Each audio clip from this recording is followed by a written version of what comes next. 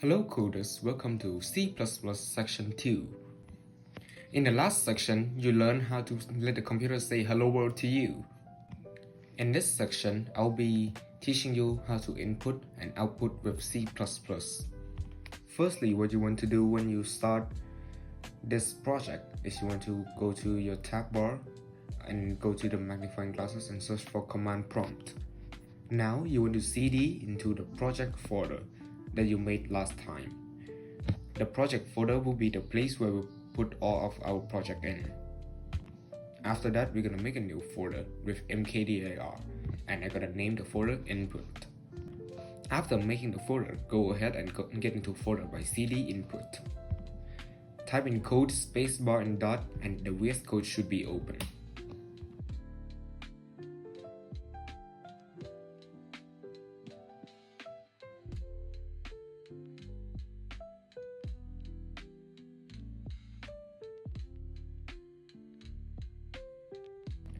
Go ahead and make a new file. For me, I'm gonna name it input.cpp.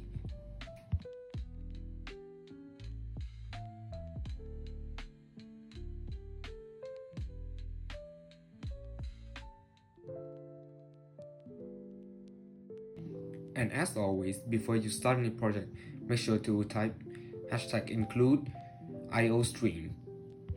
Like what I teach in last section, iostream is a preprocessor directive. It's like telling your program to go fetch iostream library before you start everything. Now, before you start input and output lesson, you have to learn about variables. There are mainly 4 types of variables in C++. The first one is int, or stand for integers. It's for a whole number, like number 15.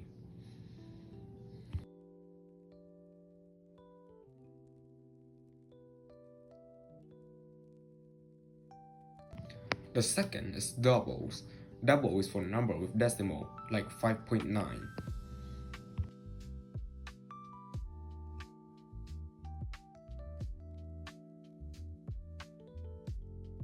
The third one is string. It's for text in a letter, like on the screen is Alice. But as you can see, the function string is not working. So what you want to do is you want to type in std colon, and then it should be working.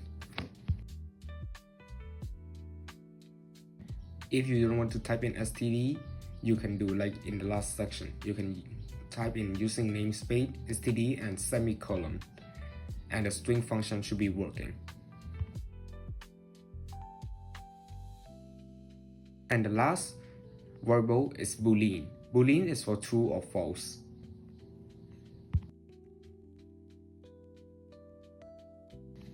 Next gonna be input and output. Let's start with output. COUT stands for console output. It's like you want to say something to show on the screen. Like over here is COUT, and the 2 arrow symbol mean send us to the screen. It's like a megaphone. And the word hello is what we want them to output. Next, the CAN. This stands for console input. It's like the computer is trying to ask us the question and waiting for our answer. The arrow symbol is like get from the keyboard. That means you have to type in the answer from your keyboard. For this project, you will have to disable the code runner because it won't be able to use in this project.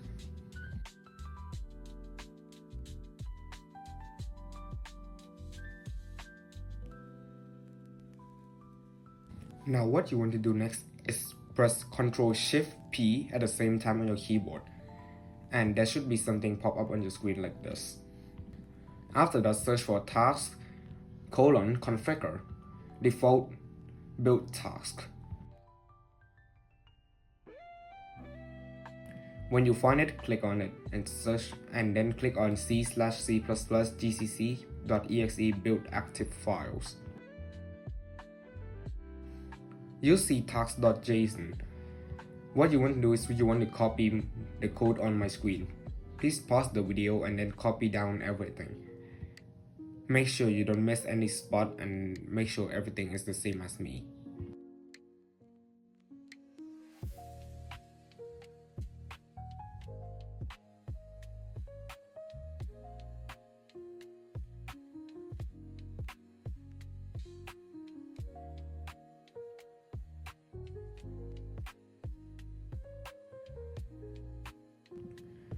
When you finish with task.json file, let's start writing a real code.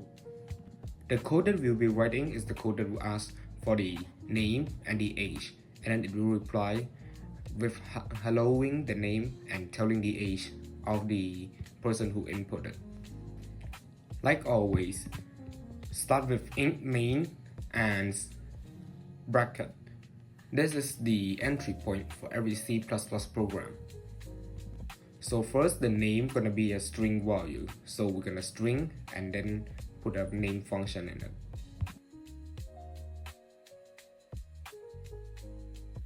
And for the age, it's a number. So we're gonna use int and age function. Now we want to ask the user what is their name.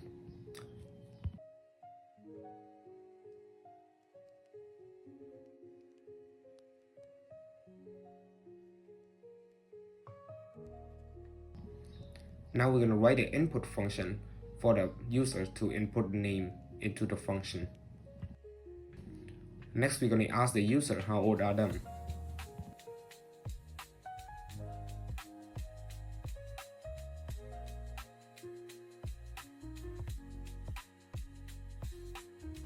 Then we're going to use the input function to get the age from them. Then we're going to output a nice greeting message and telling the user their age with the output.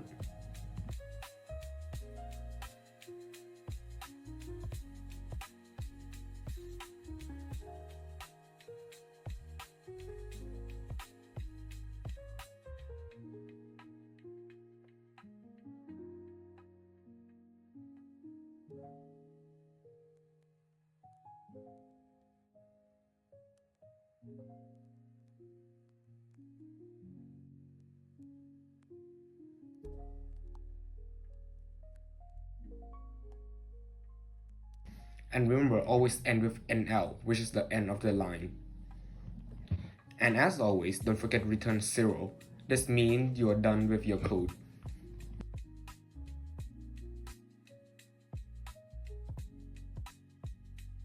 Now when you finish with your code, what you want to do is when you press Ctrl-Shift-B on your keyboard at the same time, there should be a new file coming at the top left called input.exe. When this file pop up, you want to close all the tab like what I do on the screen by clicking on the X icon. On the screen it says terminal closed by task. Press any key to close it. So just close up the terminal.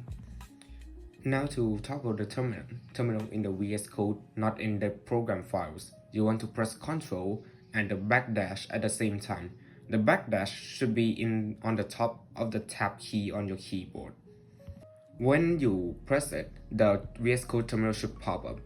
What you want to do is you want to type in /. The backslash should be on top of your enter key on the right of your keyboard, and type in your exe files. If you've done everything correctly, the question should pop up and you can answer it. That's all for this lesson in this section. Now for your exercise, I have 2 exercises for you. The first exercise is to create an int variable that called year and set it to 2025 and print it to the screen. The second exercise I want you to do is you want to create a string variable called as city. And after that, you want to ask the user to type in the city they're in right now using the send. After that, when the user type in the city they're in, you want to print it to the screen. And that's all for section 2. Good luck.